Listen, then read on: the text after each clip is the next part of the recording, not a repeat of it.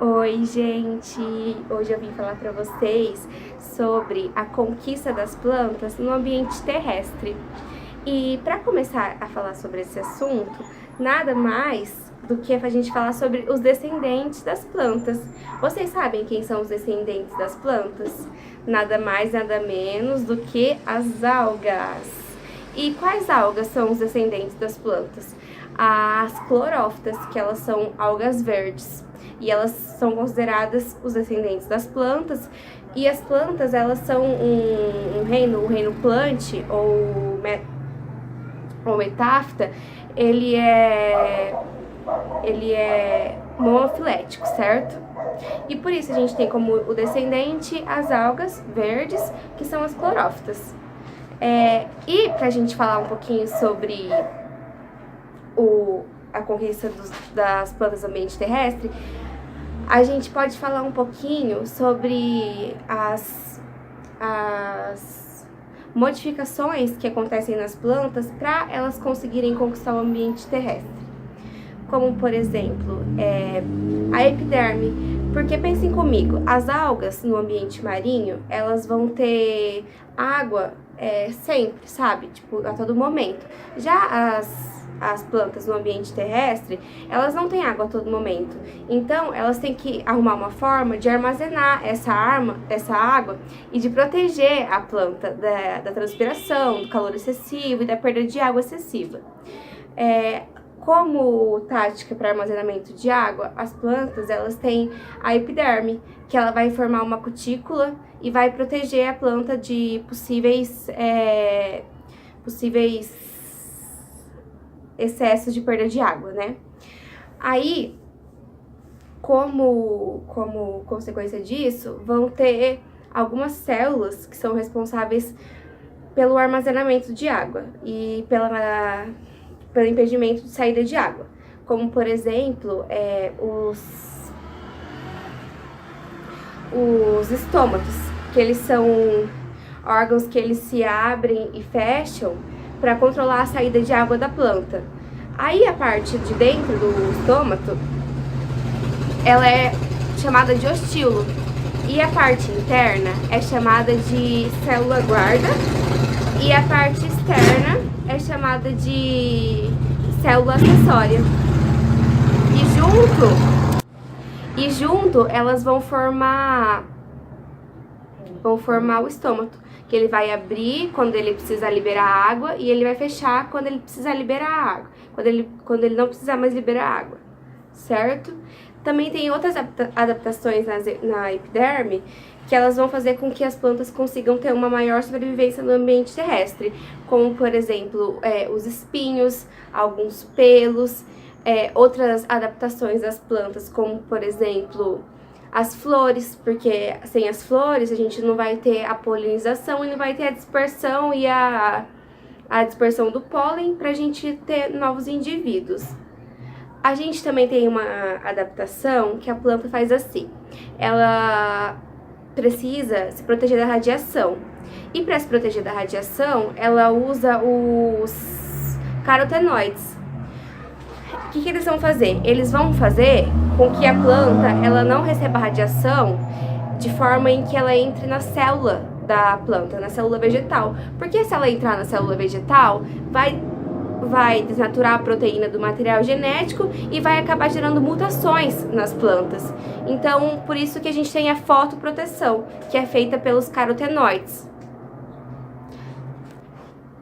Eu trouxe aqui alguns exemplos, né, como por exemplo aqui o cacto.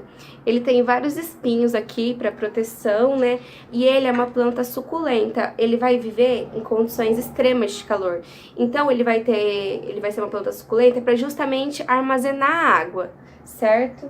Aqui a gente tem de exemplo também outra suculenta, né, que ela, tá vendo? Ela dá pra gente perceber que tem uma cerinha, uma cutícula em volta dela. Aí a gente tem duas explicações para que as plantas tenham ido ao ambiente terrestre, certo? Uma delas por exemplo, havia muita competição da luz, para fazer fotossíntese. Como tinham muitas plantas no ambiente aquático, elas tinham que competir por luz e por competir para fazer fotossíntese. Então isso acabou acarretando na possível, na possível conquista das plantas no ambiente terrestre, como uma forma de adaptação e de fuga, para essa competição entre as algas por causa da luz. Outra explicação que a gente tem é sobre herbivorismo.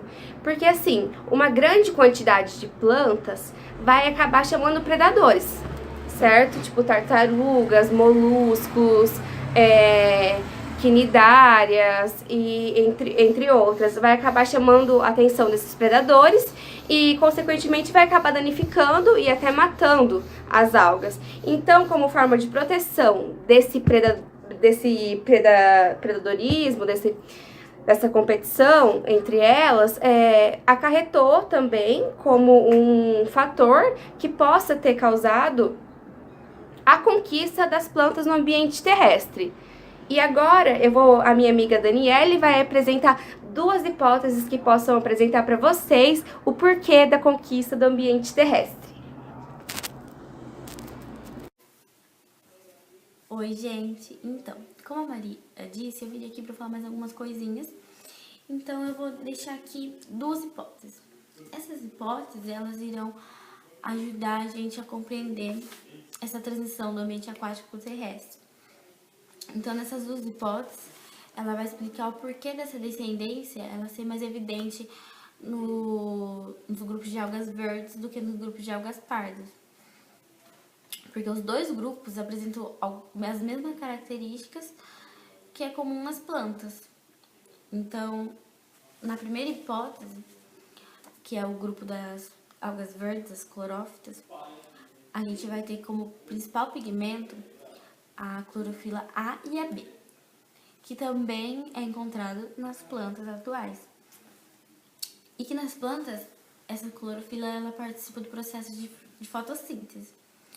E essas algas elas têm como reserva o amido, que também acontece nas plantas, e que nas plantas eles são armazenados nas raízes e nos órgãos estatólicos, que é importante para o gravitopismo, que é para o maior crescimento em direção ao centro da Terra.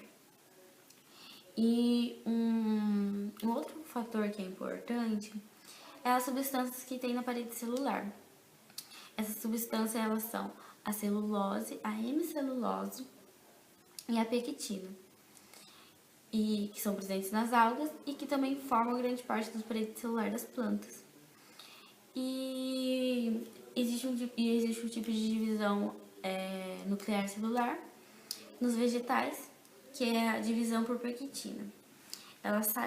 Essa divisão sai pelo aparelho de Golgi, pelas vesículas, que são dictiossomos, e vai para o centro e forma uma parede de pectina, que são as lamelas. Então, na segunda hipótese, que são a divisão das algas pardas, as algas pardas elas possuem a clorofila A e C, e xantofilas e carotenoides, e que não acontece nas plantas, porque nas plantas a clorofila é a A e a B, e também tem as xantofilas e carotenoides, e esses pigmentos eles estão presentes nas plantas para proteção, pela fotoproteção. Eles são responsáveis ali pelo impedimento de mutações nas plantas, que são causadas devido aos raios UV. Então, essas clorofilas, elas protegem as plantas. E a reserva também é diferente. A reserva das algas são feitas pelos ácidos algínicos e pelas laminarina, o que não acontece nas plantas. E existe uma evidência que não se aplicaria para as plantas atuais como as briófitas, por exemplo, que é o aparecimento de traquídeos, que são os vasos condutores.